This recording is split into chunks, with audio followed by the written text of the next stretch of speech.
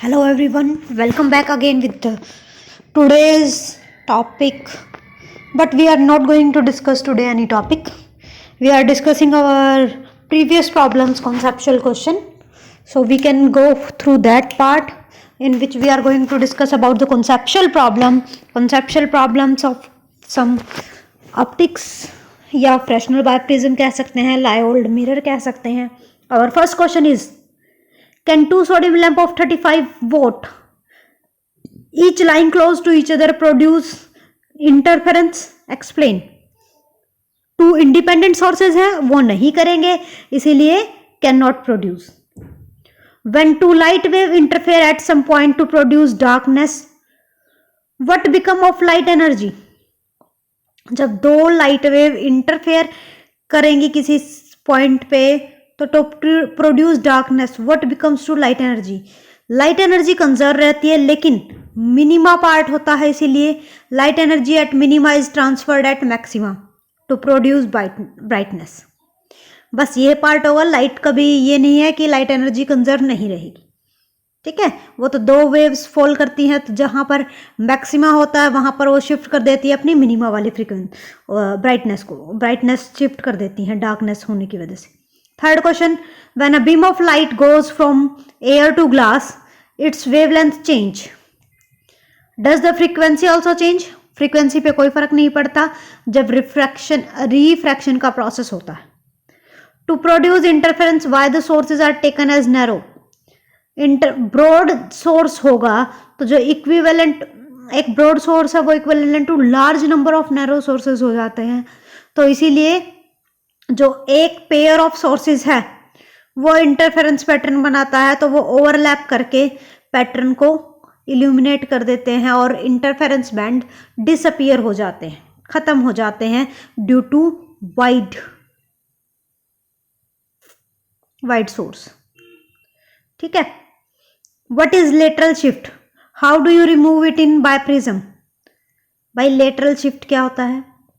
जब eyepiece is moved from optical bench the fringes are observed to shift towards right और left of cross wire of eyepiece. हमारे fringes हैं वो shift हो जाते हैं जब आई पीस मूव करेंगे, चाहे लेफ्ट में हो या राइट में हो, तो उनका मोशन हमारा लेटरल शिफ्ट होता है. और if slits and the edge of biprism is parallel to optical bench then lateral shift is removed. यानी कि स्लिट और बायप्रिज्म दोनों बिल्कुल पैरेलल रहे तो रिमूव किया जा सकता है. If amplitude of two wave produce interference is a each, amplitude of two waves producing interference, दोनों वेव्स का एम्पलीट्यूड ए है. Intensity of light at maxima is 4a square instead of a square plus a square 2 is equal to 2a square. Why? Intensity is directly proportional to amplitude square. तो first का amplitude a, second का amplitude फिर से a square. तो intensity due to two slits must be a square plus a square is equal to 2a square. But minima की क्या कहेंगे? 2a square और मैक्सिमा की क्या? 2a square. तो मैक्सिमा पे वो शिफ्ट हो जाती है, that is 4a square. What is fringe width? Fringe width क्या थी? जो डिस्टेंस बिटवीन थी क्या? Nearest darkest and nearest brightest, दोनों के बीच की डिफरेंस. ठीक है.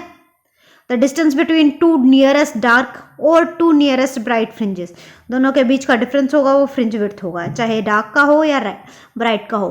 Fringe width for dark and bright fringes are same. किसके लिए? Interference pattern for monochromatic source of light. ठीक है. On what factor fringe width depend? Beta is equal to lambda capital D by small d. लैम्डा वेवलेंथ, capital D distance between screen and slits, and small d distance between two slits. तो इन तीनों पे हमारा ये फैक्टर डिपेंड करेगा. Next question, how can we locate the central fringes by prism?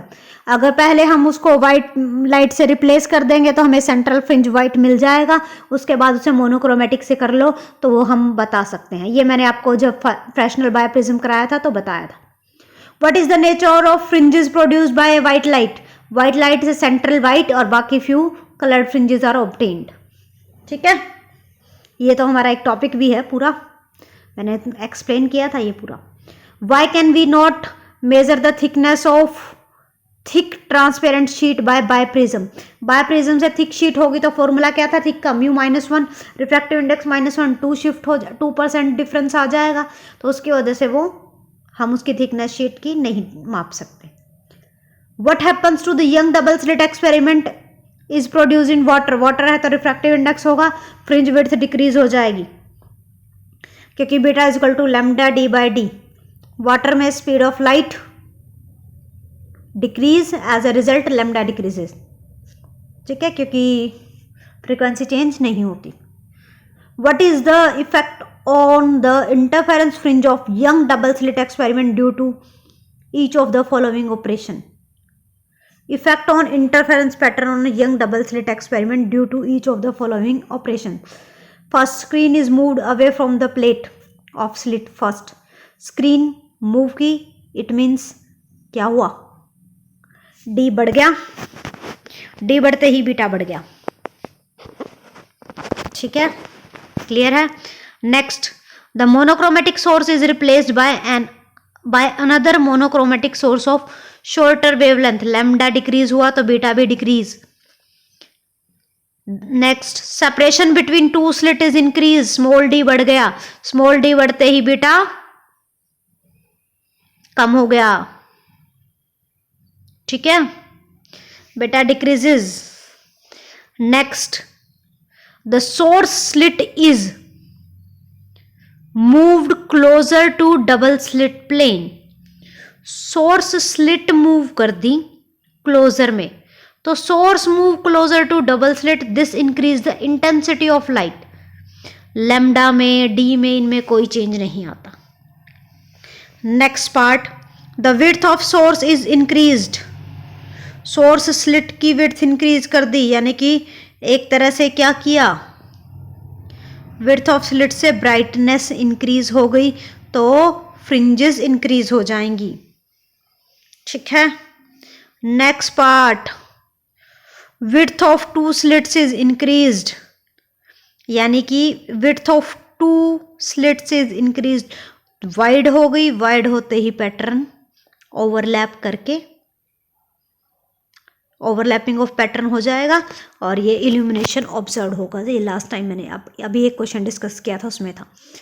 आगे, monochromatic source is replaced by source of white light, colour pattern मिल जाएगा, central white fringe. Next question, when light travels from rare to denser medium it loses some speed, does the reduction in speed implies a reduction in the energy carried by the wave?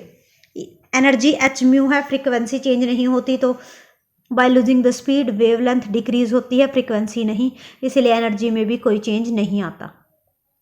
Diode mirror का outlook दे रखा है next question में, S source है, illumination दे रखा है, what is the origin of fringe observed on the screen, ठीक है, origin of screen observed on the screen पहले ये बताना है।